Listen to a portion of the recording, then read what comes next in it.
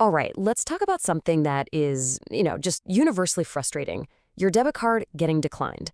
But what if I told you there's a way to pretty much make sure it never happens again? In this explainer, we're going to break down exactly why it happens and build a simple playbook so you're always prepared.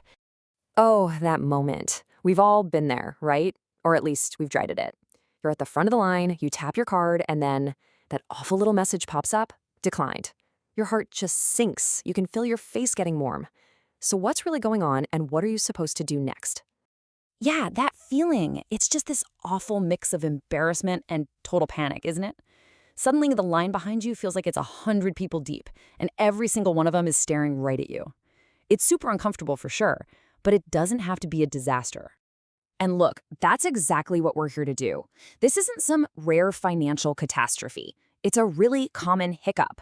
The whole point here is to shift from that feeling of, oh no, what do we do, to, okay, I've got this. So let's build that plan together. Okay, so let's put on our detective hats for a second. The very first thing to do when your card gets declined is to just rule out the simplest suspects.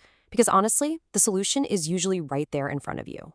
So, 99% of the time, it's going to be one of these two things. First up, not enough money in the account. Maybe a bill came out that you completely forgot about.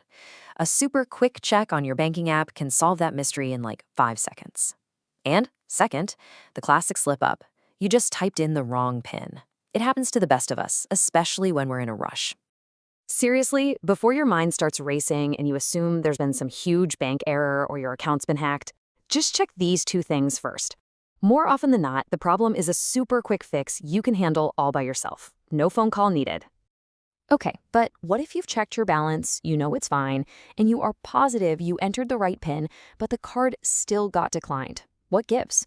Well, a lot of the time, this isn't actually a problem at all. It's your bank's security system doing exactly what it's designed to do, which is protect your money. And these are two of the biggest reasons why. On one hand, you've got your daily spending limit. It's basically a hard cap on your account for a 24-hour period. So if you're making a big purchase, like a new TV or something, you might just hit that limit.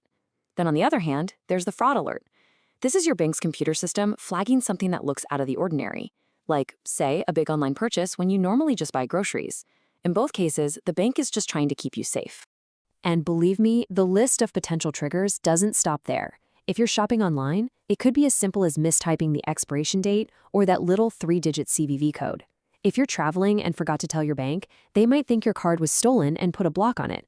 And sometimes, you know what? It has absolutely nothing to do with you or your bank. The store's own card reader could just be acting up. Okay, so now we get why it happens, but let's focus on what you need to do right then and there, in the moment. Having a simple, calm game plan for when you're at the counter makes all the difference in the world. So let's picture it. You're standing there at the counter, the cashier is looking at you, and the screen says, declined. Freaking out is not going to help. Instead, let's just walk through the easiest way to handle this and get on with your day. Here is your super simple 3-step action plan. First, just calmly ask the cashier to try running it one more time. Sometimes it's just a temporary glitch. If that doesn't work, don't hold up the line. The best thing to do is just switch to another card or use cash to pay. Then, once the transaction is done, step out of the way and call that customer service number on the back of your card. They'll be able to tell you exactly what went wrong. All right, so we've handled the emergency.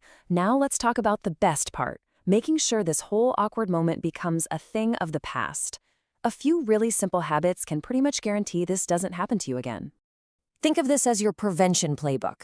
Set up text alerts so you know instantly when money is spent. Find out what your daily limit actually is so you don't hit it by accident. Always give your bank a heads up before you travel, even if it's just to another state. And please, save your bank's 24/7 help number in your phone contacts right now. That way you're never scrambling to find it. See, it really all just comes down to being a little proactive. Taking these small steps puts you back in the driver's seat and helps you avoid so much unnecessary stress. And that brings us to one last big question to think about.